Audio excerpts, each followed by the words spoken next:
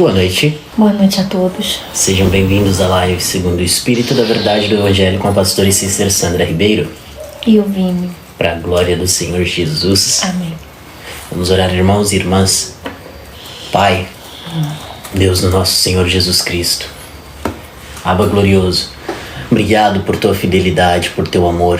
Obrigado por tua instrução, porque o Senhor nos guia em toda a verdade. A tua palavra é a verdade. É por meio dela que o Senhor nos santifica. Tu não nos conduz por meio de engano, de mentira, de hipocrisia, de religiosidade, mas pela verdade, Pai. As tuas palavras são espírito e vida. Tu és o caminho, o único caminho que nos leva ao Pai, o Filho, meu Senhor Jesus Cristo. E todos nós que te recebemos como Senhor, o Senhor nos instrui, nos corrige, nos orienta, porque não há filho sem correção. O Senhor é paciente para que haja salvação. O Senhor é bondoso, é misericordioso. Obrigado porque as tuas misericórdias não têm fim. Tu és eterno e bom, justo e compassivo. O Senhor não sacrifica a tua justiça por causa do amor, mas em perfeita justiça nos amou. Obrigado, Abba. Obrigado porque as tuas bênçãos e misericórdias nos seguem todos os dias das nossas vidas. Obrigado porque o Senhor está em nós em ti. Assim como o Pai e o Filho são um, nós somos um com o Filho e com o Pai, porque o Pai e o Filho são um. Obrigado, Abba. Obrigado por tua palavra. Obrigado pela comunhão com os nossos irmãos. Obrigado porque o Senhor nos conduz a orar incessantemente, orar sem cessar, em alegria e conversar contigo, ter comunhão contigo e com os nossos irmãos, porque tendo comunhão com os nossos irmãos, sabemos que o teu sangue nos purifica de todo pecado, sabemos que estamos na luz, e tu és a luz, em ti não há trevas, mas não a comunhão por comunhão de almas, mas pela comunhão do Espírito. E assim nossas almas podem estar verdadeiramente unidas, numa mesma fé, num só corpo, num único Deus, pelo único Senhor, sabendo do único batismo. Obrigado, Pai. Obrigado porque o Senhor nos ama com amor perfeito. Obrigado, Abba. Porque o Senhor nos ensina a orar, nos ensina a pedir, que possamos ter ouvidos para ouvir e não fechemos os nossos ouvidos com pedras. Que não venhamos dar mais atenção para o encanto das serpentes do que para a tua voz. Mas olhemos para ti, ouçamos de ti as palavras que nos dão vida, que curam, que libertam, que saciam a nossa sede. E com palavras espirituais, recebemos de ti e instruímos os que são espirituais, conforme o Espírito que o Senhor nos deu em Cristo Jesus. E sabemos que esse Espírito que o Senhor nos deu, que antes não tínhamos, não é o Espírito do mundo, mas o Espírito de Cristo. Cristo em nós é a esperança da glória. Glória é essa que será manifesta na redenção dos nossos corpos, no nascimento do Filho, no encontro do noivo com a noiva, quando tudo será completo, até que sejamos um, nós e tu, Deus Todo-Poderoso, o único Deus. Obrigado, Abba, porque céus e terra passarão, mas as tuas palavras jamais passarão. Amém. Obrigado, porque o Senhor nos deu a tua ceia para que tomemos sempre em memória de ti, até que o Senhor venha. E ela é para a cura do nosso corpo, para a cura do nosso ser, do ser da parte humana, guardando, trazendo cura e vida para nossa alma e para o nosso corpo, por meio daquilo que recebemos do Espírito, do Teu Espírito. Obrigado, Abba, porque o Senhor nos chama para um relacionamento, intimidade com Deus, intimidade com o Pai, intimidade com o nosso Abba, Espírito Santo, Espírito da verdade, que o mundo não pode receber. Eis-nos aqui, envia-nos a nós, pois Teu é o reino, o poder e a glória, para todos sempre, Abba. Amém. Amém. Vamos lá? Sim. Lucas, capítulo 11, a partir do versículo 29, do versículo 29 ao... até onde der. Pai querido, nós te agradecemos, Pai, pois sabemos que ninguém pode ter nada se do céu não lhe for dado. E nós temos recebido de Ti.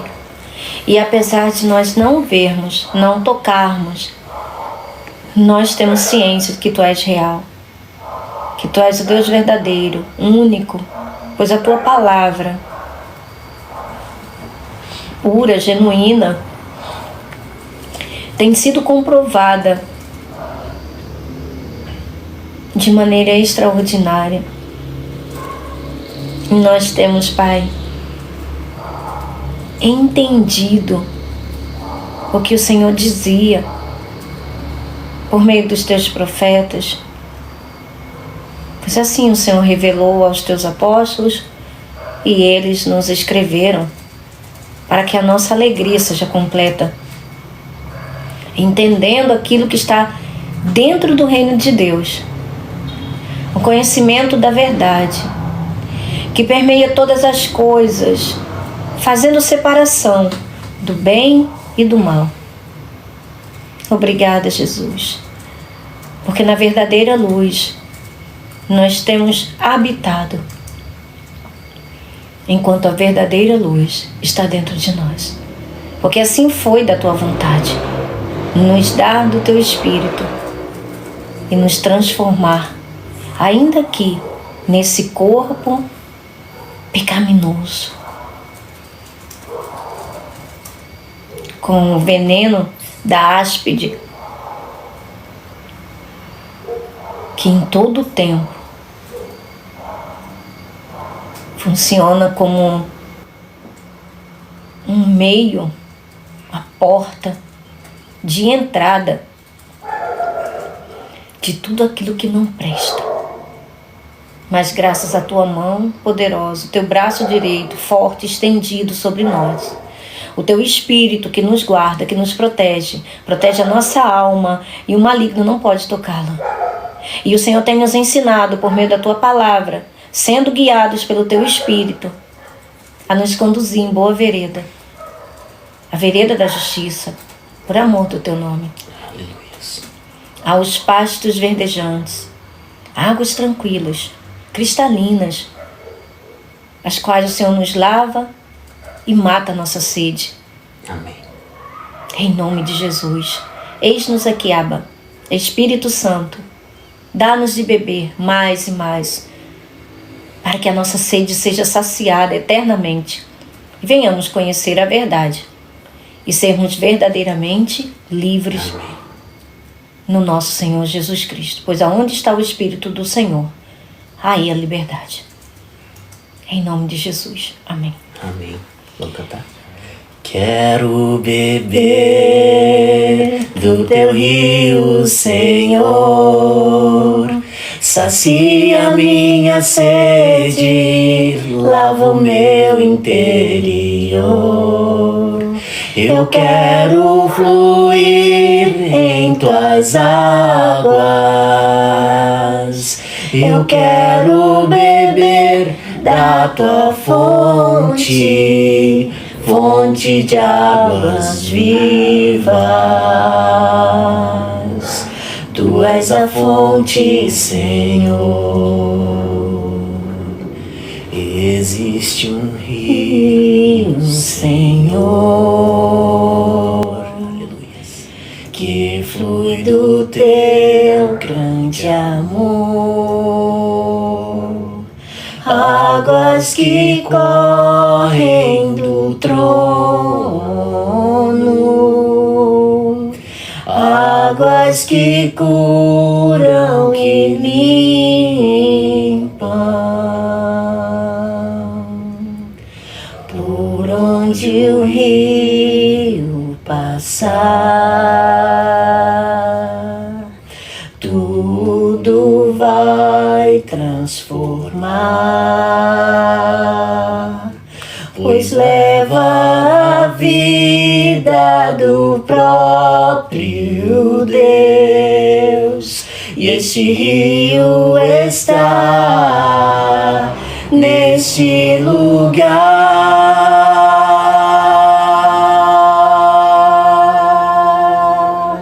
Quero beber do teu rio, Senhor, sacia minha sede, lava o meu interior. Eu quero fluir em tuas águas, eu quero beber da tua fonte, fonte de águas vivas. Tu és a fonte, Senhor. Aleluias. Glória a Deus. Que fofura. Amém, amém, amém. Amém. Essa música é muito fofa. Vem, mamãe. O sinal de Jonas.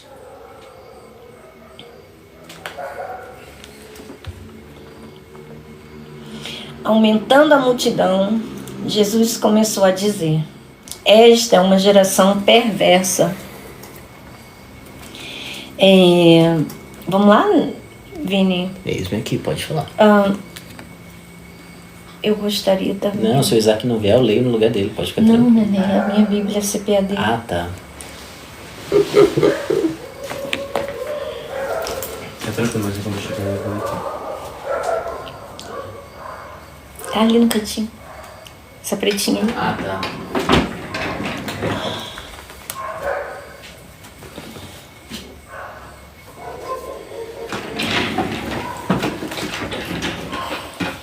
Gente, boa noite.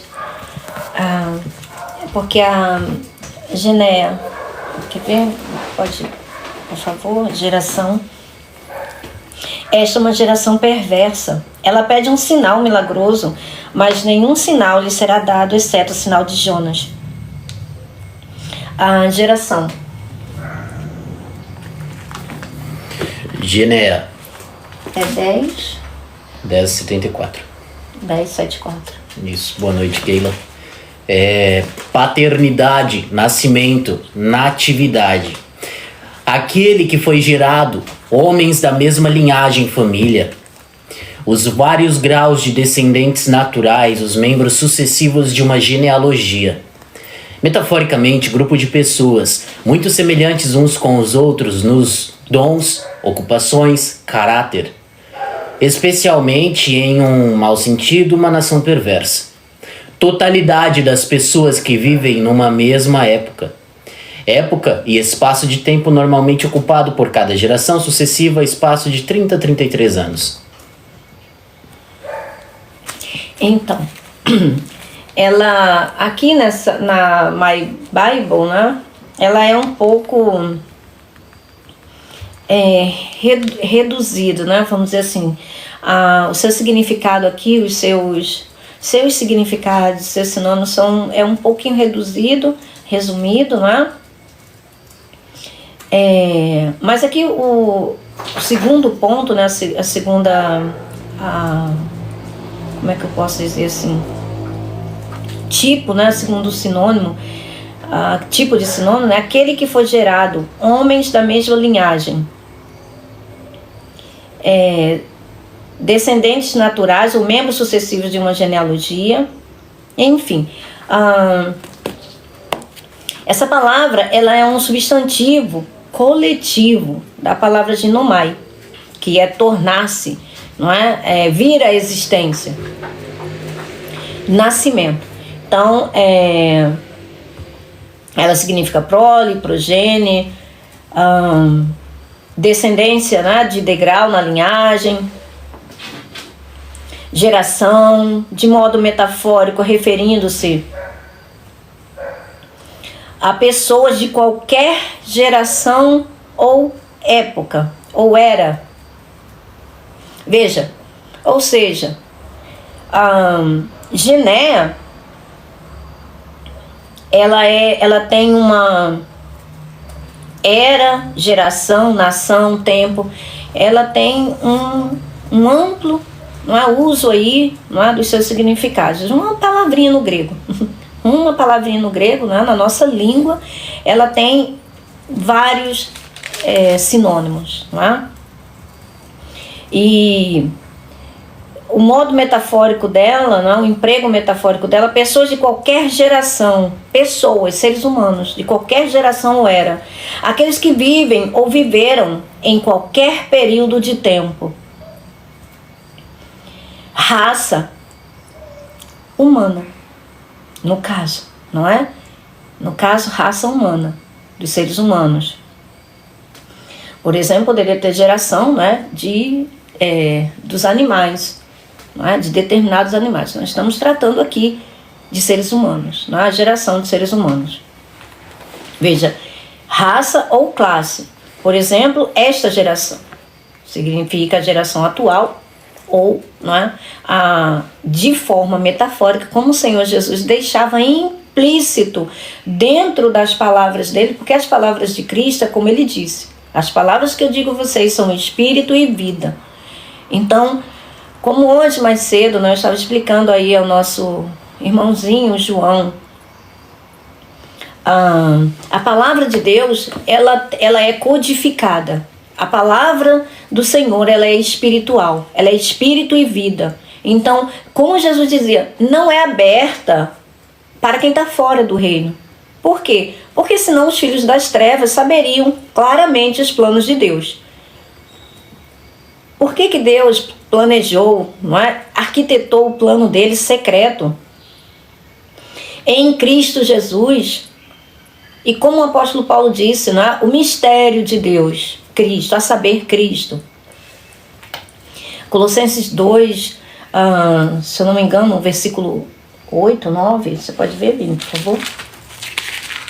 O mistério de Deus a saber é Cristo Jesus, o nosso Senhor. Por que ele deixou oculto? Por quê? Porque se Satanás soubesse os planos de Deus, obviamente que ele não ia ficar aplaudindo, não é? Ele não ia ficar, nossa, que legal, deixa eu pegar uma pipoca aqui, sentar e assistir o meu fim. Não é? Se ele soubesse quem era Cristo verdadeiramente, ele não teria feito, não é, o que ele fez. Não teria incitado aqueles homens a crucificarem o Senhor da Glória, porque ele promoveu a sua própria queda. Versículo 9 fala: pois em Cristo, como ser humano, está presente toda a natureza de Deus.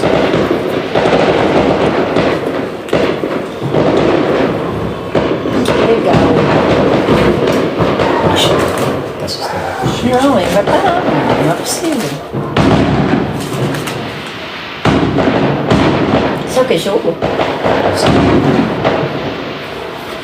Vou encostar ali por aí.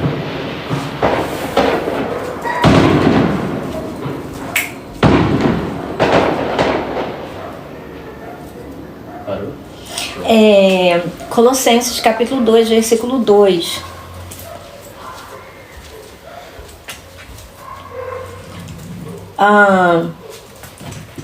Esforço-me para que sejam fortalecidos em seu coração, estejam unidos em amor e alcancem toda a riqueza do pleno entendimento, a fim de conhecerem plenamente o mistério de Deus, a saber, Cristo. Então, Cristo é o mistério de Deus. Deus deixou oculto, não é? Do entendimento dos homens, do entendimento de todo ser, para que fosse revelado no tempo oportuno, né? No momento certo. Então, Jesus usava, não é, as palavras dele muito bem, não é? E o alcance das palavras de Jesus, que são espirituais, né, que as palavras que são espirituais, ela tem um alcance ela tem camadas de entendimento. Então não é só a pessoa ler porque a pessoa sabe ler, e aí ela vai entender. Existem entendimentos da palavra de Deus que ela vai se conectar em toda ela, desde o Gênesis até o Apocalipse, para trazer a mensagem que Deus quer. Veja, mensagens espirituais para os que são espirituais. Como Jesus disse, todas as falas dele, né, ele trazia em parábolas para aqueles que estavam fora do reino de Deus. Para os que estavam fora. Mas que era revelado que não. Que era revelado, não é, para aqueles que estavam dentro do reino. Não é? Por quê? Porque não adianta, as pessoas que estão fora do reino, elas vão ouvir e não vão entender. Por quê? Porque o homem natural não entende as coisas espirituais. O homem natural está comprometido, né? Ele tem dentro dele um espírito do mundo, que é o espírito das trevas. Logo a luz e as trevas não entram em acordo. Logo não entendem por quê. Obviamente porque as trevas não conseguem penetrar na luz, especialmente a luz verdadeira, não é? Que é Deus. É por isso que, estando em luz inacessível, a palavra, o entendimento da palavra de Deus, as trevas não podem penetrar, as trevas não podem ler, não podem compreender. Então, é por isso que Jesus falava em parábolas. E veja, a palavra geneia, não é, referindo-se a uma geração passada ou uma geração futura. Ou seja, ela vem, não é, a geração, ela vem de alguém que gerou, não é, de uma origem, de um nascimento. Então, a geração dos que são meramente naturais, não é, que é a geração de Adão.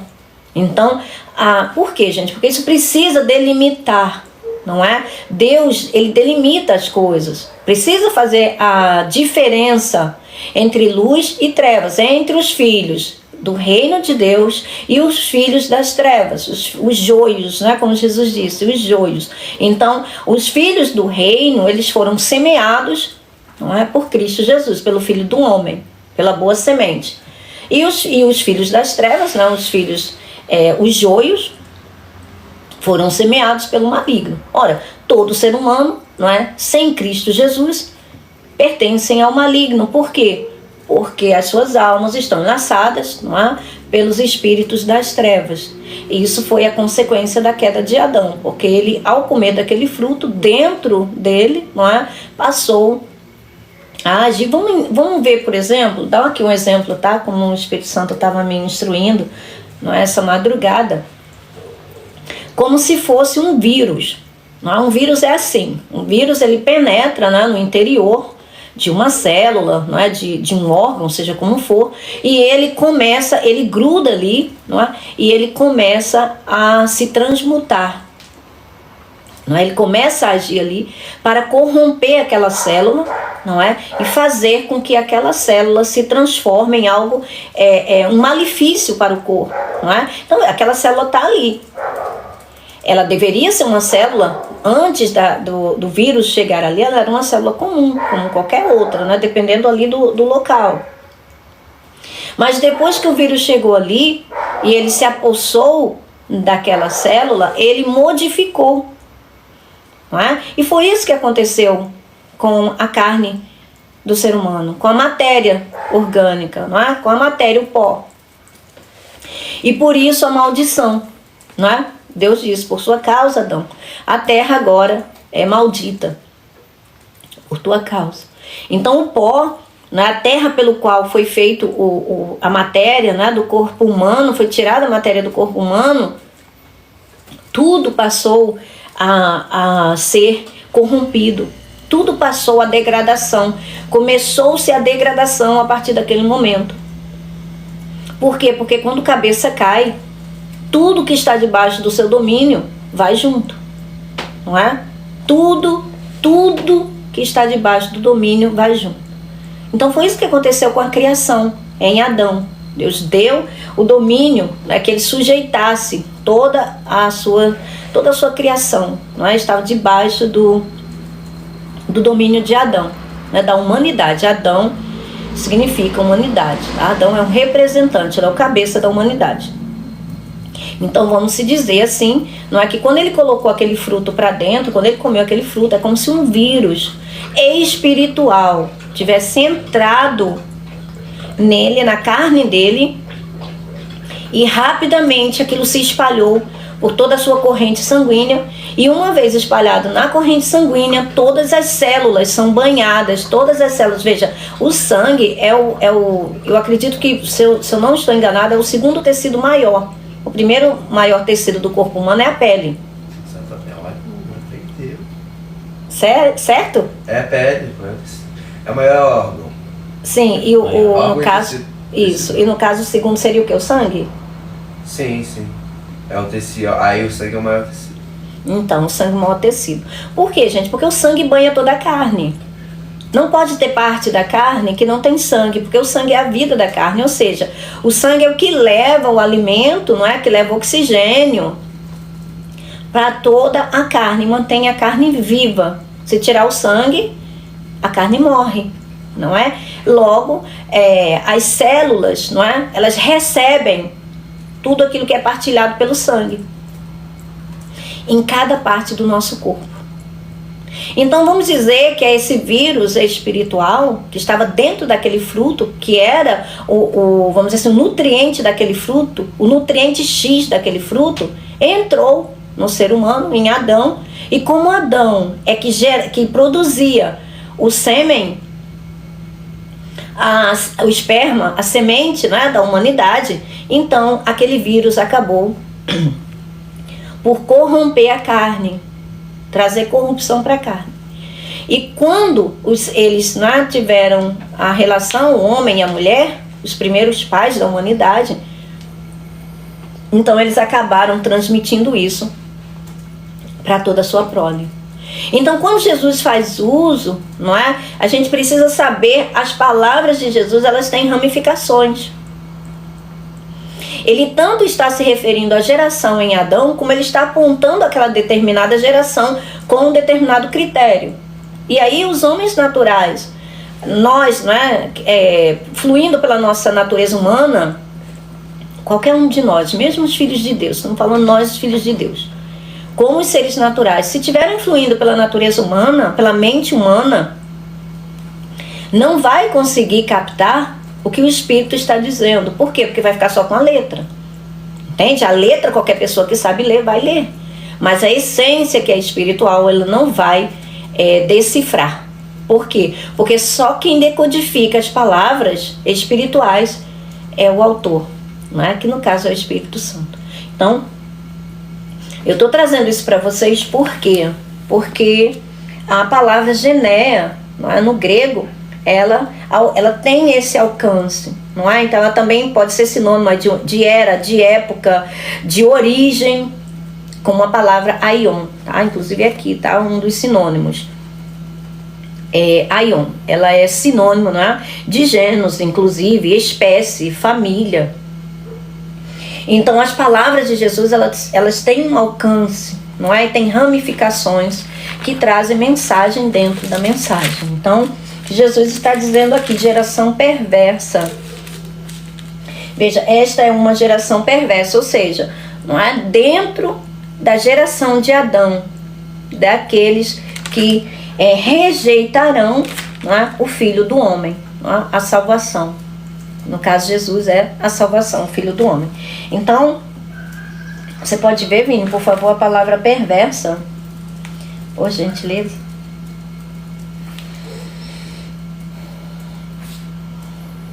Poneiros. Estava com medo de ser poneiros, mas é poneiro. Cheio de labores, aborrecimentos, fadigas, pressionado e atormentado pelos labores, que traz trabalho árduo, aborrecimentos, perigos, de um tempo cheio de perigo, a fidelidade, de um tempo cheio de perigo, a fidelidade e a fé cristã, que causa dor e problema. Mal de natureza, ou condição má, num sentido físico, doença ou cegueira, num sentido ético, mal, ruim, iníquo. Ou seja, algo realmente mal, né? Algo realmente terrível. Então, o que Jesus está dizendo? a geração perversa daqueles que não recebem e rejeitam a salvação.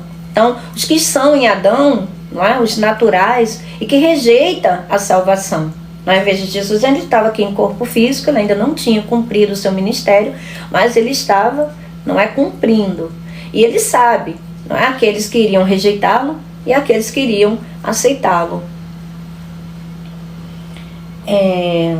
Lucas capítulo 11, a partir do versículo 29.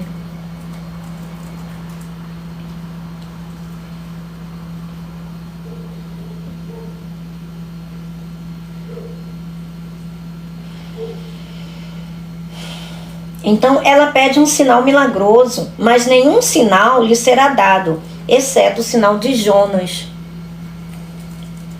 Pois assim como Jonas foi um sinal para os ninivitas, o Filho do Homem também o será para essa geração. Por quê? Porque o Filho do Homem vai ser um sinal, vai ser um divisor de águas. Porque ele é aquele que traz, assim como Adão trazia a semente da humanidade, Jesus traz a semente do reino dos céus. Quer ver? A Mateus capítulo 13. Gente, eu vou trazer qualquer dia aqui a parábola do joio. Eu acho que eu ainda não trouxe, mas eu estou sempre citando, não é, a parábola do joio, aqui e acolá.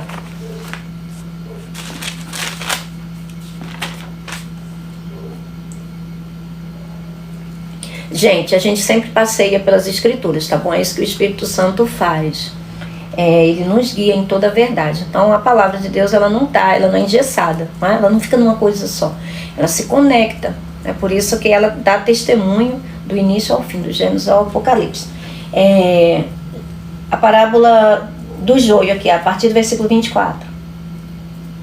Capítulo 13 de Mateus, versículo 24.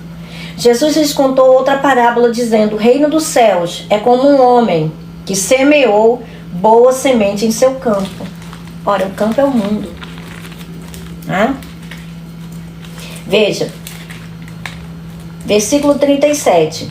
Ele respondeu, aqui é a explicação. Aquele que semeou a boa semente é o Filho do Homem. O campo é o mundo e a boa semente são os filhos do reino.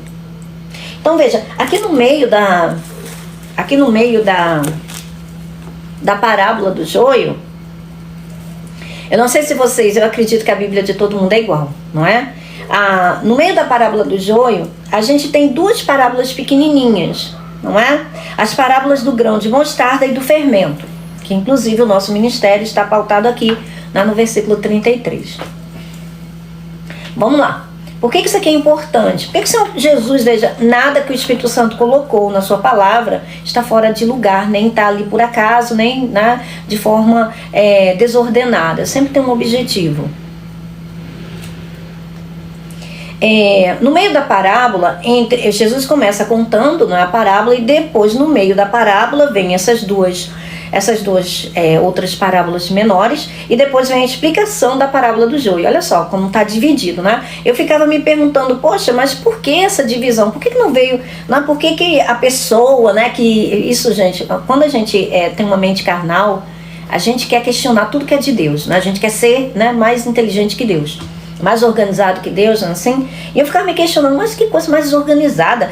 Começa a contar a parábola do joio, e depois bota duas coisas no meio, depois vem a explicação. Por que não contou a parábola toda, não explicou? Mas depois o Espírito Santo me revelou aí a cabecinha aí, né? Tenha calma, pequeno gafanhoto, se acalme. Por quê, gente? Vamos lá. Jesus está contando aqui, ele está falando de coisas aqui desde o início, desde o Gênesis. Olha só. Aí no meio, versículo 31, e contou-lhes outra parábola. O reino dos céus é como um grão de mostarda, pequenininho, que um homem plantou em seu campo. Ora, o campo é o mundo. Embora seja menor dentre as sementes, quando cresce, torna-se uma das maiores plantas e atinge a altura de uma árvore, de modo que as aves do céu vêm fazer os seus ninhos em seus ramos. Ele está explicando sobre a semente que nós recebemos do reino dos céus. Ela é muito pequenininha, para que não venha destruir esse vaso de barro, essa estrutura fraca dessa matéria fraca, frágil. Então nós recebemos uma sementinha. Não é Cristo em nós, é uma sementinha que precisa germinar e vai dar nessa árvore, não é? Cujas aves vêm se aninhar, não é? Nos seus galhos. Agora veja, a árvore, não é? A semente do reino de Deus não é infrutífera. Ela não é infrutífera, ela precisa chegar a ser o seu destino, não é aquilo que a semente é. Cada semente traz em si a sua espécie. Então Jesus está dizendo aqui, está contando por meio de parábola aquilo que nós vamos receber, tá? Então ele está deixando aqui como uma figura, tá? Porque as coisas espirituais, elas são invisíveis e para os seres humanos poderem entender, precisa ter uma analogia, precisa ter uma figura, né, que ilustre aquela determinada coisa que não se vê, que não se toca, que não se sente, né, para que possa trazer a imagem daquilo e a gente possa compreender. E contou-lhes ainda outra parábola. O reino dos céus é como o fermento que uma mulher tomou e misturou uma grande quantidade de farinha e toda a massa ficou fermentada. Esse é o fundamento do nosso ministério. O fermento é o Espírito, não é? Que leveda, que dá o crescimento todo o corpo de Cristo, não é? É Ele que faz com que tudo que é do reino dos céus possa se propagar em nós. É Ele que é a entrada para o reino dos céus, porque o reino dos céus só pode entrar por meio do Espírito de Deus. Essa semente, não é? Por isso ele conta primeiro da semente e depois do crescimento dela, não é? Isso são analogias que o Senhor usa para falar da mesma coisa. Você vê que essa criação primeira, natural, ela é fraca, né? Em relação à natureza de Cristo, né? Espiritual. Então é necessário várias ilustrações. Aqui ele fala a parábola da rede, a parábola do tesouro escondido, enfim, uma série de parábolas para explicar da mesma coisa. Está falando do Espírito, não é? Da nova vida, da nova criação. Aí no versículo 34 diz assim: Jesus falou todas essas coisas à multidão por parábolas. Veja, Jesus falou todas essas coisas à multidão por parábolas. Nada lhes dizia sem usar alguma parábola. Cumprindo-se assim o que fora dito pelo profeta: abrirei minha boca em parábolas, proclamarei coisas ocultas desde a criação do mundo. Ele está citando aqui o Salmo 78 no versículo 2. Agora veja o que ele está dizendo: coisas ocultas desde o Gênesis. Então o que Jesus está falando aqui? Jesus está dizendo o que aconteceu no Gênesis. O que aconteceu ali no oculto, que não é mostrado no Gênesis, por quê? Porque só era para ser revelado pela luz verdadeira quando ela viesse ao mundo. No caso é o mistério de Deus, Jesus Cristo. Então ele tem, não é? Todas essas coisas, é nele que está contido todo o conhecimento de Deus, não é? Toda a plenitude da divindade. Tudo que diz respeito a Deus está contido na semente, não é? De Jesus Cristo. Então, é essa semente que ele nos dá. Foi primeiro ele ser gerado, depois ele nos dá, não é? Dessa semente que vem dele, não é? Como diz o apóstolo Pedro, nós fomos gerados dessa semente incorruptível pela palavra de Deus. Então nós nascemos de novo, nascemos do alto, não de uma semente de pais humanos, não é? Não da vontade, não do sangue nem da vontade da carne, mas da vontade de Deus. Nós nascemos de Deus, nascemos do Espírito, não é? Então é sobre isso. Agora veja, por que aqui no meio? Para mostrar que foi necessário inserir, não é? Inserir a semente no meio desses acontecimentos. Depois do início do Gênesis, depois de todas as coisas terem acontecido, chegar à plenitude do tempo, foi necessário essa inserção, não é? Por isso ele deixa aqui a semente de mostarda, não é? Que ela traz em si a sua própria espécie, é o que? Uma mostarda, mas ele não está falando, né? Dando um exemplo aqui, não é? Pegando a mostarda como exemplo, que tem uma semente miudinha, para falar do reino de Deus.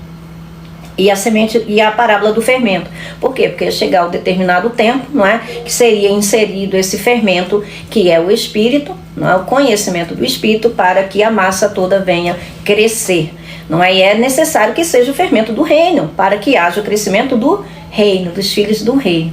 Então, quem foi que trouxe isso? Jesus, o Filho do Homem. Isso aqui foi inserido na explicação, no meio da explicação da parábola, entre o relato da parábola e a sua explicação, de modo que nós venhamos entender que Deus, num devido tempo, Deus inseriu o seu Filho para mudar a história da humanidade.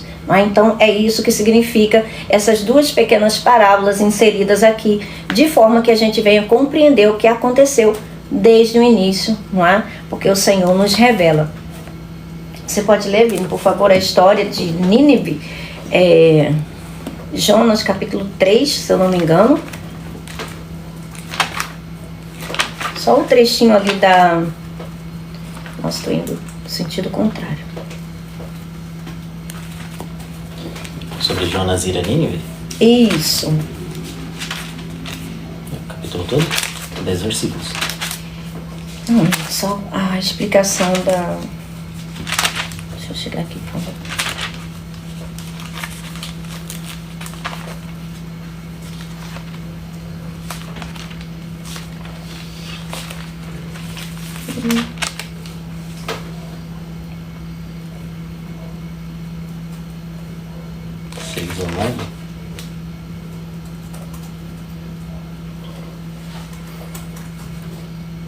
É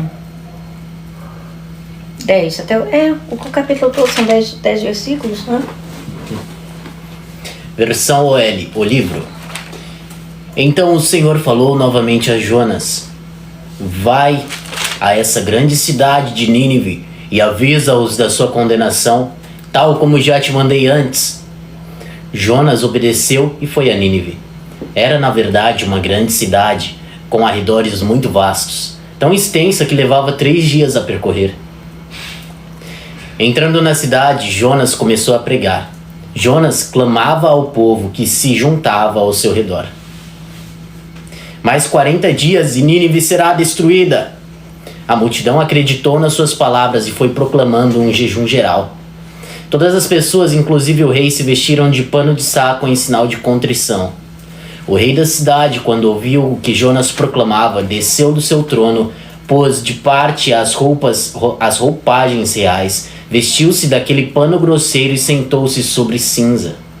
Tanto ele como a sua corte mandaram por toda a cidade a seguinte mensagem: que ninguém, nem mesmo os animais, como seja o que for, nem coma seja o que for, nem beba água. Toda a gente deve vestir-se de pano de saco e clamar fervorosamente a Deus, que todos se arrependam das suas más ações e das violências que têm praticado. Talvez Deus acabe por permitir que vivamos e desista da sua tremenda ira. Quando Deus viu que estavam verdadeiramente decididos a pôr em termo aos seus maus caminhos, desistiu da intenção de os destruir. Agora veja. É porque Deus se arrepende, Deus muda de ideia. Gente, é porque a vontade de Deus não é que as pessoas sejam destruídas, não é? Não é o desejo de Deus. Deus não tem prazer na morte nem do perverso, quanto mais de criaturas, como depois Deus vai explicar para Jonas, não é? Pessoas que não sabem discernir entre a mão direita e a mão esquerda, ou seja, não é? Comparadas a animais. Por quê? Porque o homem natural não compreende as coisas espirituais, são arrastados. E é isso que Jesus está explicando na parábola do joio. Ora, foi um inimigo que semeou aquela semente maligna, e quando Deus chamou, veja, ele semeou ali, não é? No campo, que é o mundo, ali o local onde Deus tinha semeado a semente, porque ele iria chamar a existência, né? Trazer para que a terra brotasse, não é? E aquela semente aglutinou na semente boa e gerou ali, trouxe aquela árvore dúbia, não é? Uma árvore que trazia uma única raiz, uma dualidade, ou seja, um fruto contendo coisas opostas, duas forças opostas. Isso não é possível, não é? Uma árvore, ela é conhecida pelo seu fruto. Um fruto não pode ser dúbio, como diz Tiago, não é? Dando vazão às palavras de Jesus. Um espinheiro, não é? Uma vide não pode produzir espinhos, não é? Ele tem que produzir o quê? Uvas, não é assim? Uma oliveira tem que produzir o quê? Oliva, azeitonas, não é? Não pode produzir espinhos, não pode produzir abrolho, não pode produzir figo, não é? Então, cada semente traz a sua espécie. Mas aquela árvore, ela mostra, e Jesus fala sobre isso na parábola do joio, que aquela árvore era uma árvore híbrida.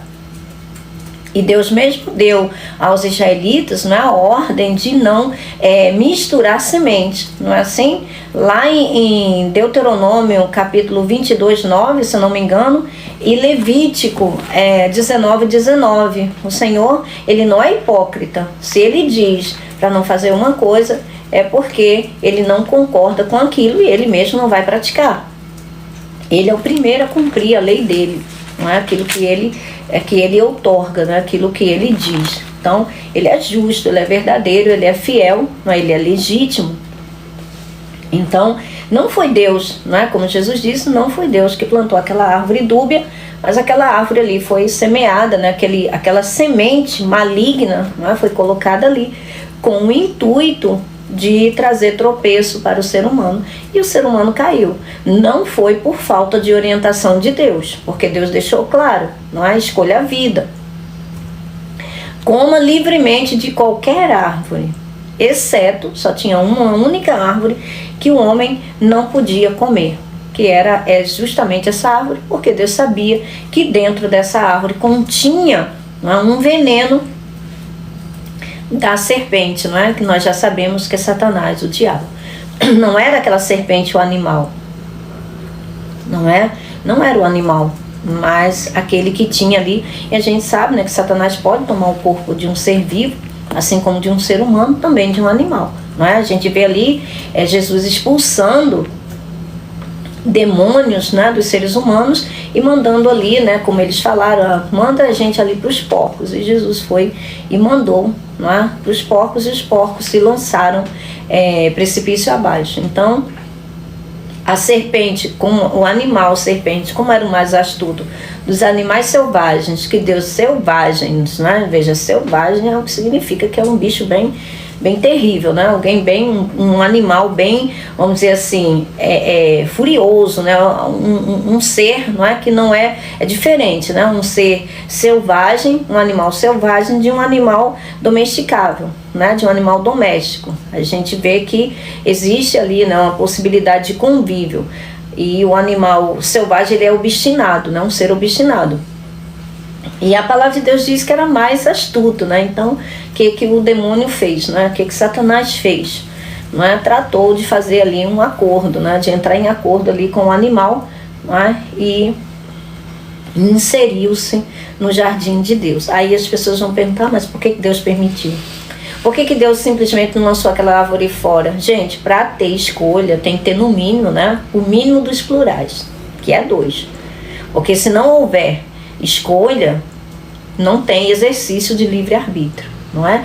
Para ser exercido o livre-arbítrio, é necessário ter escolha. Se eu, por exemplo, tenho meu filho, aí eu crio meu filho e cerco ele, não é? Ele só vai para onde eu mando, ele só vê o que eu quero, ele não tem a livre escolha dele, não é exercida. Por quê? Porque eu manipulo tudo, não é? Ele tem escolha? Não. Qual é a escolha que ele tem? Então não tem livre-arbítrio aí, não tem exercício do livre-arbítrio. O exercício de um livre-arbítrio, ou seja, o poder de escolha, só existe se tiver escolha, né? E para ter escolha tem que ter pelo menos 2, né? É o mínimo dos plurais, é 2. Então, o Senhor Jesus está dizendo, não é, que aqui no caso, né, ele será um sinal para essa geração, como Jonas foi para a Nínive, uma grande cidade, uma cidade muito grande. Aqui na NVI diz uma cidade muito grande. Tinha que ser, né, 40 dias, né? Ele disse, né, dentro de 40 dias, essa cidade será destruída. E veja, interessante, não é? Porque Jesus andou no mundo, né, durante 40 dias. E dentro, né, ficou, né, no mundo durante 40 dias. Dentro de 50 dias o Pentecostes aconteceria, né, que era a descida do Espírito Santo para o início da igreja. levando em conta, não é, que tudo estava contabilizado por Deus. Os 3 dias que Jesus, né, como ele disse aqui, o sinal, os 3 dias, não é, no ventre da terra, né, no coração da terra, assim como Jonas ficou ali na baleia, né, naquele peixe, no grande peixe. E mais os 40 dias que ele andou, ou seja, 43 dias, mais 7 dias que eles aguardaram até que o Pentecoste descesse. Então, 50 dias, né? Tem-se aí 50 dias. Vê que nada está na Bíblia, né, de forma aleatória. Boa noite, irmão Hélio, seja bem-vindo. Boa noite, irmão, paz e graça. Nada na Bíblia está de forma aleatória, né, colocado assim por acaso. Não, as coisas na Bíblia, elas se contextualizam, elas se conectam, né, para que nós venhamos verdadeiramente ter um bom entendimento daquilo que o Espírito Santo quer nos transmitir. Então, Jesus está dizendo, né, pois assim como Jonas foi um sinal para os ninivitas, o Filho do Homem também o será para esta geração. Por quê? Porque Jesus, o Filho do Homem, é a salvação. Veja, ele veio dividindo o mundo antes e depois de Cristo. Não é? A história da humanidade está dividida. Crendo, veja, os homens que creem em Cristo, os homens que não creem em Cristo, a história da humanidade está dividida. Deus abençoe, irmão Hélio. A história da humanidade está dividida entre antes e depois de Cristo. Deus abençoe. Alguém lá no outro celular não consegue ver o nome da pessoa? Isaías. Isaías, Deus abençoe Isaías. A humanidade, né, como nós sabemos, está dividida em nascer, né, antes de Cristo, e descer depois de Cristo. Então, Jesus serviu, não é, verdadeiramente, como ele está dizendo, como esse sinal. Por quê? Porque a partir desse momento, a partir da morte e ressurreição de Cristo Jesus, ele iria extirpar, não é, com as obras de Satanás aqui no mundo. Ele iria num só dia tirar os pecados do mundo. Aí as pessoas vão dizer assim, então se ele já tirou os pecados do mundo, então, né, tá todo mundo salvo e ninguém mais vai para o inferno e não tem mais esse negócio, ele tirou ou não tirou, ele levou ou não levou os pecados. Mas veja, gente, tirar os pecados do mundo, vencer o maligno, vencer o mundo, como Jesus disse que faria, ele fez. Já está feito. Mas não é automático. Ninguém recebe de forma automática. Eita, então Deus é tão bom assim, né, que a gente vai fazer, né, vai plantar chuchu e vai colher abacate, né? Não. Cada semente dá de acordo com a sua espécie, não tem jeito. Para receber essa salvação, para receber essa justiça, a gente precisa invocar o nome do Senhor, para que seja de forma individual, para cada alma. Por quê? Porque cada alma peca, não é? A alma que pecar, essa morrerá. Então, para que seja feito em favor de alguém, de determinada alma, essa alma deve invocar o nome do Senhor. E o nome do Senhor é Jesus, né? Então, Jesus é Senhor. Ela tem que invocar, tem que dizer que Jesus é Senhor. Crendo, né, no seu coração, declarando com a boca, né, para a salvação. Então, crê no coração para a justiça, que quem vê é Deus, né, que sonda a mente e coração, e declara com a boca para a salvação, para trazer a manifestação dessa salvação. Por quê? Porque a pessoa recebeu com fé, não é? Então, é isso que Jesus está dizendo aqui. O Filho do Homem também o será, né, esse sinal para esta geração, porque ele veio pessoalmente. Ele não mandou dessa vez, né? A lei foi dada por Moisés, né? Veio por meio de Moisés, mas graça e verdade, né? A justiça de Deus veio pelo Filho, né? Pelo Filho de Deus, Jesus Cristo. Então, a partir daquele momento ali, né, o mundo seria dividido em antes e depois de Cristo. Por quê? Porque a salvação veio. Jesus veio trazer a salvação para a humanidade, não é? Os filhos do reino, aqueles que recebessem, não é? Que nele crescem, seria-lhes dado o poder de serem feitos filhos de Deus. Então é isso que Jesus está dizendo aqui. E a vinda dele, não é? O registro, não é, da sua existência está comprovado nos 4 evangelhos, não é?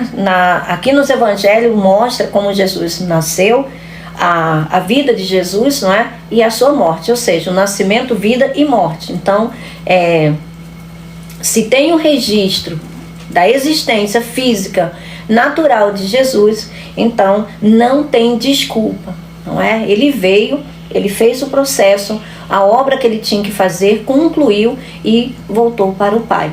Mas não nos deixou órfãos, né? O que ele fez, a obra que ele fez.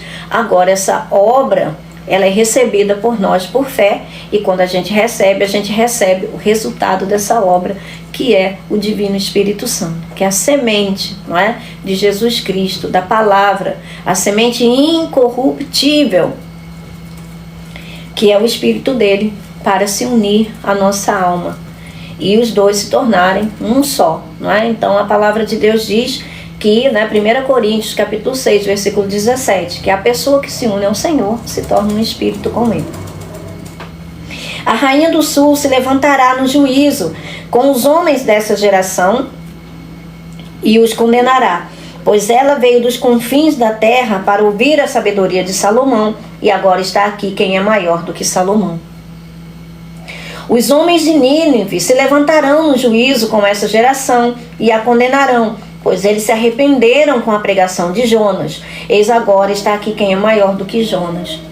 Veja, Jesus não é Jonas, Jesus não é Salomão, Jesus é maior do que eles. Jesus é maior do que o templo, Jesus é o Filho de Deus, Jesus é o Messias, Jesus é aquele que veio trazer salvação ao mundo, a todos os que crescem. Então, veja, aqueles que morreram antes de Jesus e que eram passíveis de salvação, o Senhor Jesus deu a salvação para eles. Gratuitamente, né? Foi a dádiva de Deus, a vida eterna. A gente está, Valdemar, a gente está no sinal de Jonas, Lucas 11, a partir do versículo 29, agora eu estou aqui no 32, tá bom? Estou no 32. Aí veja, gente, Jesus, ele é maior do que Salomão, né? Ele é maior do que o templo que Salomão construiu. Jesus é maior que o profeta Jonas, né? Jesus é aquele que veio trazer a salvação aos homens, inclusive para Jonas, para Salomão, para Davi, para o patriarca Abraão, para Isaac, para Jacó, não é? Para todos aqueles que creram no único e verdadeiro Deus, não é? Que é o Pai do nosso Senhor Jesus Cristo, e aqueles que, até mesmo homens perversos, rebeldes, não é? Que foram dados como presente a Jesus Cristo, porque ele venceu a morte. Então ele estava ali, não é?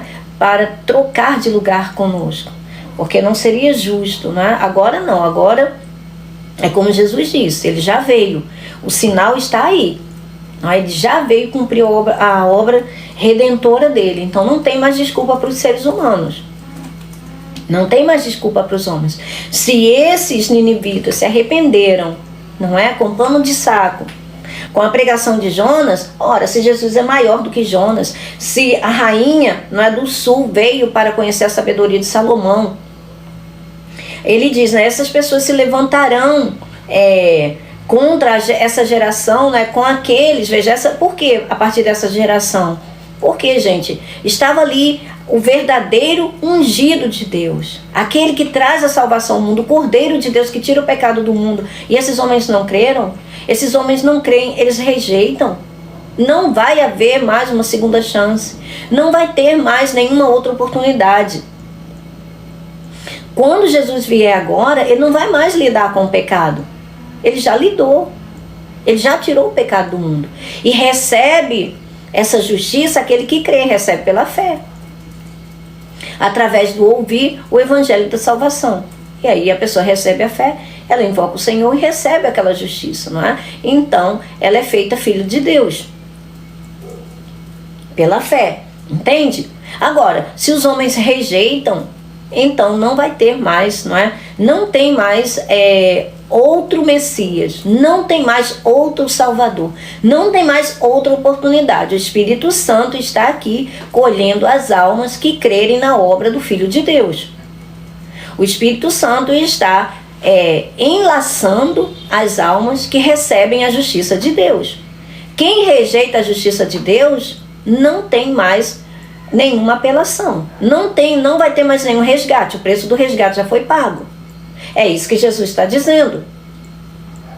E é por isso que a rainha do sul, é por isso que os homens de Nínive se levantarão no dia do juízo, não é? para condenarem, como um júri, para condenarem esses homens. Por quê? Ora, eles creram antes de ver. E esses estão vendo e não creem. Entende? É isso que Jesus está dizendo.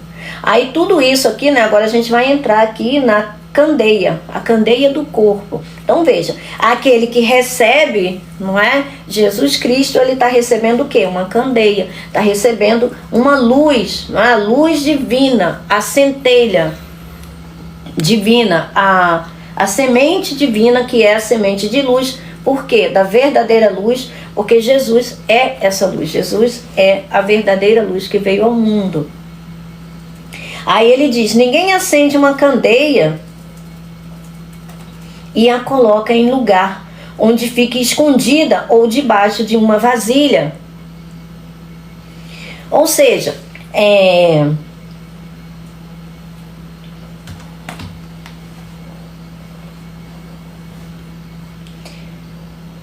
você pode ler, Vini, por favor? Ver aqui o significado de... Vamos primeiro de candeia, né?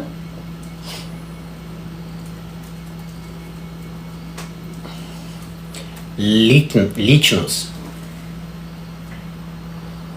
Candeia, vela que é colocada em um castiçal. Uma candeia é semelhante a um olho que mostra ao corpo qual o caminho é possível fazer.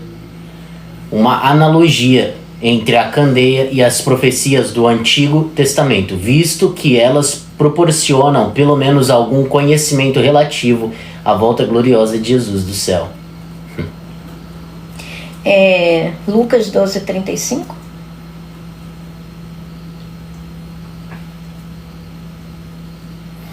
Cingido esteja o vosso corpo, e acesas as vossas candeias.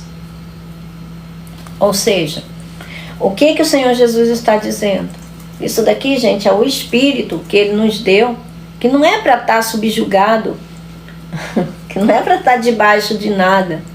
É para estar no local adequado, é para estar brilhando dentro de nós, porque é algo para iluminar a nossa alma, é algo para estar dentro, em união ali, iluminando o nosso ser por dentro. Por quê, gente? Porque o nosso corpo, a matéria do nosso corpo, ela está impregnada de trevas, impregnada de corrupção. Então, a alma ali dentro, sem o Espírito de Cristo, que é a luz verdadeira, ela está nas trevas. E é por isso que ela não sabe para onde vai. É por isso que Jesus disse: se teus olhos forem bons, não é? Forem simples, então todo o teu corpo é luminoso. Mas se os teus olhos forem maus, não é? Então, não é? Você estará em trevas. É porque você está em trevas, ou seja, os olhos só veem, se veem bem, veem claramente, se dentro de nós estiver acesa a candeia. Se não, vai ver como?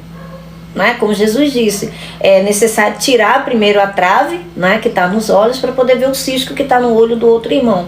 Então, enquanto tiver trevas dentro de nós, não é? As trevas estiverem mais acentuadas do que a candeia, do que o espírito dele, então a gente não vai enxergar corretamente. Então a gente veja, existe, né, um ditado, né, uma filosofia que diz que os olhos são as janelas da alma, não é? Pela qual a alma vê o lado externo, né, as coisas exteriores. Se lá dentro, com a alma, né, no homem oculto do coração, estiver um espírito das trevas, então é isso que Jesus está falando aqui. É sobre isso que Jesus está dizendo. Porque no que depender do corpo, a matéria do corpo que está impregnada pelo pecado, não há luz. Só vai haver trevas. Então é necessário a gente receber essa candeia para que verdadeiramente a gente tenha a luz da vida. Senão, a gente não vai ter a luz da vida eterna dentro de nós. E aí, se a gente pega essa luz, né, essa centelha, né, de vida eterna, e a gente esconde, a gente abafa, não é? Mediante esse corpo do pecado, mediante as vontades da carne, as vontades da alma distorcida, como pode haver luz? Como é que a gente quer clarear? E, gente, nós somos a luz do mundo. Nós devemos brilhar nesse mundo. Como hoje, né, eu estava conversando com o irmão. Nós é que somos a luz. Essa candeia está dentro de nós e nos torna verdadeiras estrelas. Por quê? Porque a estrela é que tem luz própria, luz dentro. Mas essa luz precisa se expandir. Não é? Essa luz precisa receber daquilo que lhe é próprio, para que não sejamos nécios, não sejamos tolos, como a parábola ali, né, das virgens, das 10 virgens. Então a nossa candeia precisa estar acesa, para que a gente leve luz aonde nós estivermos. A luz se propaga de nós, entende? Então não adianta, não é, as pessoas aí ficarem e faz a oração e vai expulsando o demônio de dentro dos recintos da casa e fica preocupado com essas coisas, né? Ficar ali e sai daqui e vai e não sei o que e desencanta e não sei o que e a salamandra e não sei o que das labachúrias. Gente, essas coisas são perda de tempo. A pessoa acaba ficando paranoica. Porque essa mesma pessoa que faz isso, ela usa a boquinha dela para falar maldições. E são as maldições que atraem os demônios. São as coisas próprias do mundo que atraem os demônios. Aí ele fica assim, danadinho. Danadinho é condenadinho ao inferno. Quantas pessoas, quantos crentes não usam essa palavra? Não é? Quantas palavras de morte, de maldição saem da boca das pessoas? Ora, palavrões, palavras de baixo escalão, palavras ruins, não é? E aí? O que vocês acham que estão atraindo? Gafanhoto? Não, gente. Está atraindo seres espirituais. Se nós pudéssemos ver como que o mundo espiritual funciona, por que a Bíblia fala? Por que o apóstolo Paulo diz que esse mundo, chama esse mundo, né, de aion poneros, mundo mau, mundo perverso, que ele está envolto em trevas, mundo de trevas, por causa dos espíritos das trevas. Esse mundo está envolto, essas trevas são espirituais. É por isso que as pessoas estão mergulhadas na cegueira espiritual. Não é? Então, a pessoa não tem que ficar preocupada, não é paranoica com essas coisas. Ela tem que resplandecer a verdadeira luz. Habitar dentro dela ricamente a palavra de Deus, para que quando sair da boca dela, o que está cheio no seu coração, que seja um bom tesouro, que seja coisas edificantes, que seja luz. Ora, gente, lá no início, no Gênesis, o que o nosso pai fez? Porque o nosso pai é Deus, né? O que ele fez no início, quando ele viu trevas? Ele falou, uau, que trevas densas, que coisa terrível. Não, ele trouxe a solução. Que haja luz. E houve luz. Entende? Então somos nós que precisamos resplandecer. A luz do mundo somos nós, os filhos da luz, os filhos de Deus. O Pai dos luzeiros. Nosso Pai celestial. Então essa luz que deve resplandecer é a candeia em nós. Entende? E evitarmos ficarmos falando coisas que vai ao desencontro da nossa própria fé.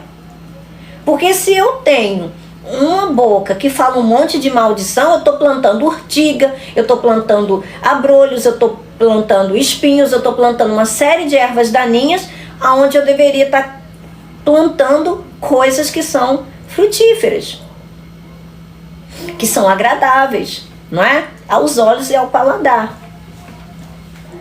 Então, se a gente não vive de forma, não é? A gente não vive uma fé racional da palavra, se a gente não exerce não é? A nossa vida como filhos de Deus verdadeiramente, de forma íntegra, como é que a gente quer viver de forma religiosa e achar que isso vai lograr êxito? É a mesma coisa que com a mão direita eu estou limpando e com a mão esquerda eu estou sujando. Qual é o êxito que eu vou ter nisso? É como disse o Senhor, não é, com relação a Nínive. Não passam de criança, que não sabem distinguir entre a mão esquerda e a mão direita. E aí? Entendem? Então, tem muitas coisas que são ensinadas que não fazem o menor sentido. Não é a instrução da palavra, mas é uma coisa bifurcada. Com uma mão direita, a gente está apertando a mão do irmão e com a mão esquerda a gente está dando tapa. Como é que pode? Ou então está segurando ali, né, uma arma para dar mole para ver. Não pode ser desse jeito. Ou aquele abraço que tu... Não pode ser assim. Não é? A gente não pode, vamos dizer assim, agir contra nós mesmos, não é? Então, o nosso culto, gente, deve ser a vida, né, que a gente vive, deve ser algo racional. Mas esse racional que está ali, lógicos, a palavra, no grego, é literalmente da palavra. É da palavra. Então, essa racionalidade, essa razão, deve vir da palavra de Deus e não da nossa cabecinha, que só pensa de acordo com as coisas do mundo. E o sistema do mundo é projetado por quem? Adivinha?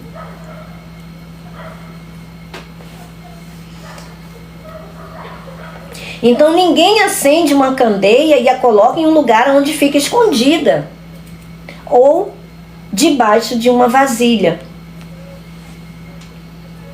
Ao contrário,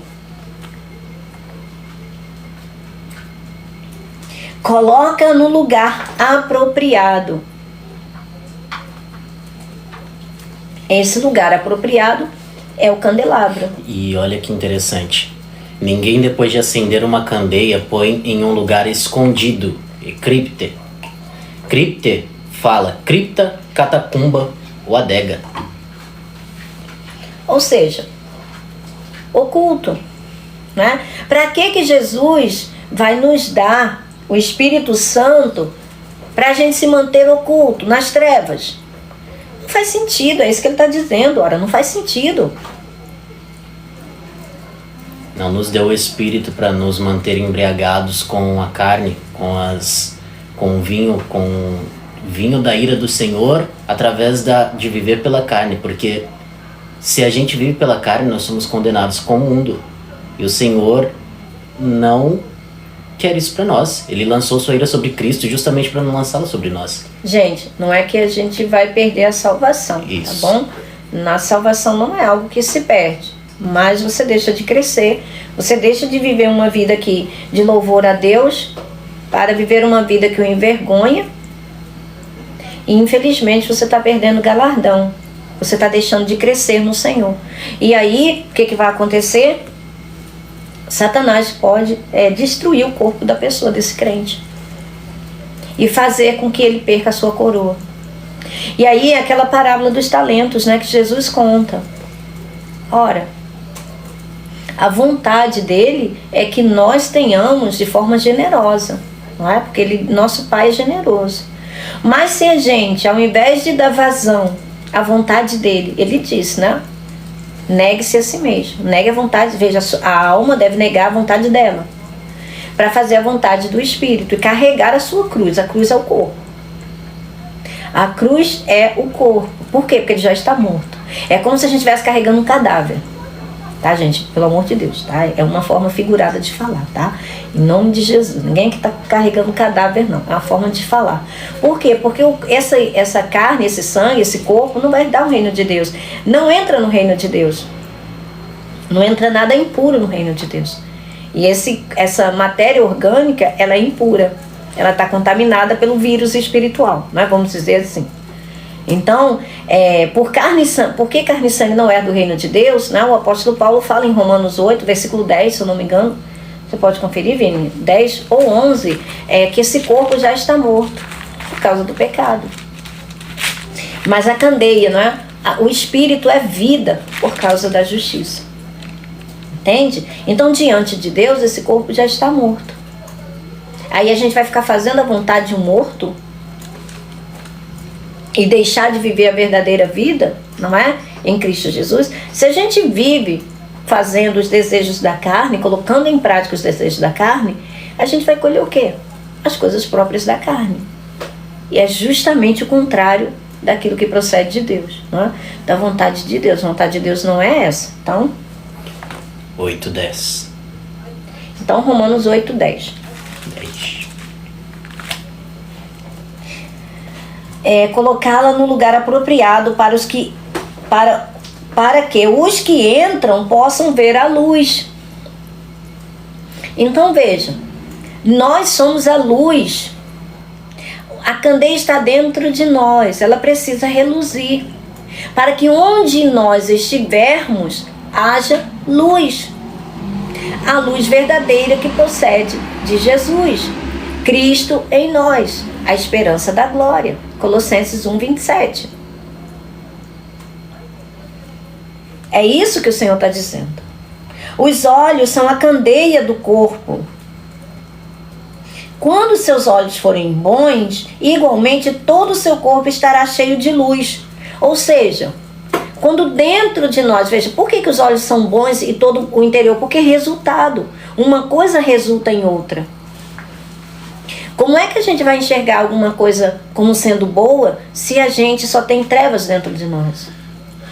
Como é que a gente vai enxergar, igual fala em Jeremias, né, 17, versículo 9, se eu não me engano, se a pessoa é como um arbusto no deserto, que só sabe ver o mal e nunca consegue ver o bem quando vê, né, quando o bem vem ela não consegue ver, mas o mal ela consegue ver. Por quê? Porque algo dentro dela não é bom, algo dentro dela é escuro.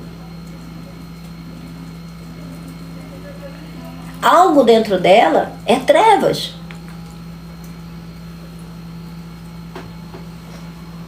Aí, né, mede-se pelo quê? Pelos olhos. Mede-se pelos olhos. Pode ver, tem gente que só sabe ver o mal. Não é? Ela vê o mal em tudo. As pessoas podem estar ali e cada uma vê uma coisa boa. A pessoa só vê o ruim. Ela só sabe focar naquele... Pode ter uma tela toda branca. Só vai lá e vê o pontinho preto. Bem pequenininho. Não, ó, tem um ponto preto ali. Ai, não, ela é detalhista. Gente, mas um detalhista que só sabe detalhar o mal, que só sabe ver o mal, entende? É porque tem algo errado, não é? E está onde? Dentro do coração.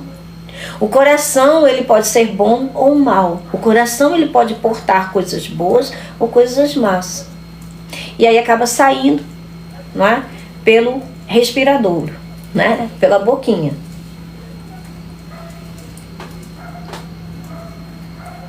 Então, se os seus olhos forem bons, igualmente todo o seu corpo estará cheio de luz, porque uma coisa reflete a outra, não é? Mas quando forem maus, igualmente o seu corpo estará cheio de trevas, tá vendo? O corpo estará cheio de trevas, então uma coisa acaba puxando a outra. Se você faz 1000 coisas boas e se fizer uma ruim, só vê a ruim. Depende do que está ali dentro, não é? Depende do que está ali dentro. É por isso que Jesus, Valdemar, né? Por isso que Jesus, Valdemar, ele nos instrui, né, nas cartas dos seus apóstolos a olharmos para ele, né? Especialmente Hebreus, no capítulo 12, né? O escritor ali nos encoraja a olhar para Jesus, fixar os olhos, não é, em Jesus, para que a gente possa ver através da luz verdadeira, não é, todas as coisas, e retermos aquilo que é bom. A gente pode ver muitas coisas, mas a gente deve reter aquilo que é bom, né? A gente não é cego também, né? Mas vamos reter o que é bom. Mas quando forem maus, igualmente o seu corpo estará cheio de trevas. Então, tá onde? Dentro, né? Dentro da pessoa tá cheio de trevas. Portanto, cuidado para que a luz que está em seu interior não sejam trevas. Tá vendo? É dentro.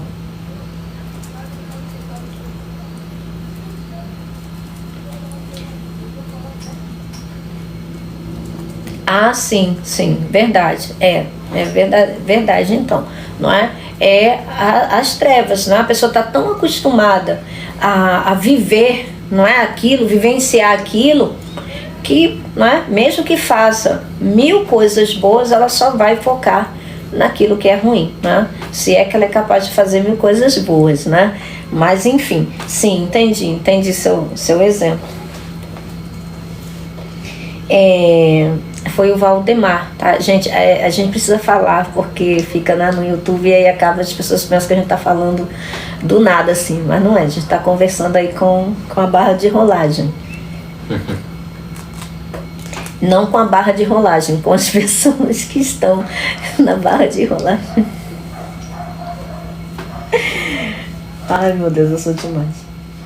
Portanto, cuidado para que a luz que está em seu interior não sejam trevas, ou seja, está falando com relação ao espírito que está dentro da pessoa. Logo, se todo o seu corpo estiver cheio de luz, tá vendo? Dentro, gente, isso é luz interior que acaba se refletindo, não é? Não tem como conter a luz, não é verdade? E nenhuma parte dele, veja, nenhuma parte dele estiver em trevas, estará completamente iluminado, como quando a luz de uma candeia brilha sobre você. Então, como uma candeia que brilha, por quê? Aqui Jesus está deixando implícito a união, a unidade do Espírito. Por quê? Porque temos luz dentro de nós, aí temos luz fora. Por quê? Nós fomos batizados num único Espírito. Ou seja, estamos imersos na água da vida, que também é luz, não é? A luz da vida, a água da vida, tudo isso são figuras do Espírito. Estamos imersos na água da vida. E dentro de nós tem a fonte a jorrar para a eternidade de água viva, não é assim? Das águas para a vida eterna, de vida eterna. Então temos água dentro, luz dentro. Aqui o Senhor está falando sobre luz, não é? E temos fora. Porque nós estamos envoltos, não é? Pelo Pai. Então o Filho e o Pai, a unidade do Espírito. Esse é Deus.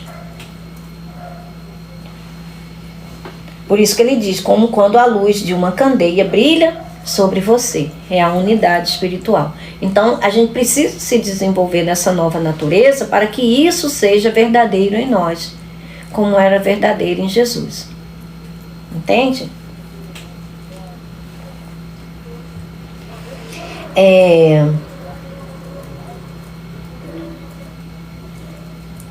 Gente, eu vou encerrar por aqui porque a gente iria entrar aqui no caso da hipocrisia dos fariseus e tem muita coisa, não é? E eu não gosto de, como já são 21h50, não daria tempo de a gente cobrir, não é? Boa parte do que está aqui. Então a gente vai encerrar por aqui, tá bom? E aí outro dia a gente pode dar continuidade, tá bom? Então, se alguém tiver alguma pergunta, quiser fazer, nós nos aqui. O irmão Hélio quiser trazer uma oração, um cântico. Amém. O Paulo, ele trouxe uma dúvida que tem 666 é um código a ser decifrado. Então, Paulo, nós inclusive já fizemos um devocional sobre isso, não é? Estudo bíblico. Um estudo bíblico. Olha, 666, número de homens. 6 é designado como o número do homem, por quê? Porque Adão foi feito no 6º dia, não é assim?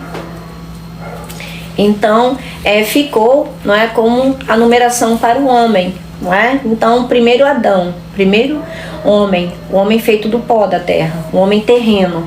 O segundo homem é o celestial, é Jesus. E o terceiro homem, do pecado, o perverso. Entende? Essa é a completude dos homens que tem domínio, não é? Na face da terra, nessa criação. Bem, a forma, agora, como marca, não é? Eu acredito que essa impressão, não é? Do final dos tempos, é como um CPF. Não é? O CPF marca a identidade, não é? O número daquela pessoa física no mundo, não é? E naquele tempo, né? Naquele devido tempo, as pessoas também terão registro, né? Elas serão registradas também. Agora, como se dará isso? Aí eu não tenho propriedade, não é? Para entrar nesse mérito, tá bom? Mas esse número de homens é 666, não é? Com relação a essa estrutura, não é? Porque o 6, né? O 6 representa, o número, né? Do homem, representa o homem. Vamos estar orando então Efésios 1, do 15 ao 23.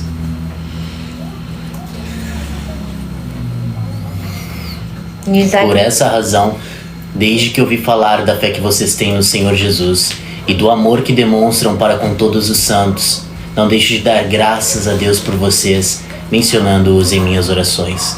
Peço que o Deus de nosso Senhor Jesus Cristo, o glorioso Pai, dê a vocês espírito de sabedoria e de revelação no pleno conhecimento dele. Oro também para que os olhos do coração de vocês sejam iluminados, a fim de que conheçam a esperança para a qual ele os chamou, as riquezas da gloriosa herança dele nos santos e a incomparável grandeza do seu poder para conosco, os que cremos, conforme a atuação da sua poderosa força. Esse poder ele exerceu em Cristo, ressuscitando-o dos mortos e fazendo-o assentar-se à sua direita nas regiões celestiais, muito acima de todo governo e autoridade, poder e domínio e de todo nome que se possa mencionar, não apenas nesta era, mas também na que há de vir. Deus colocou todas as coisas debaixo de seus pés e o designou cabeça de todas elas para a igreja, que é o seu corpo, a plenitude daquele que enche todas as coisas em toda e qualquer circunstância. Amém. Amém, amém, amém.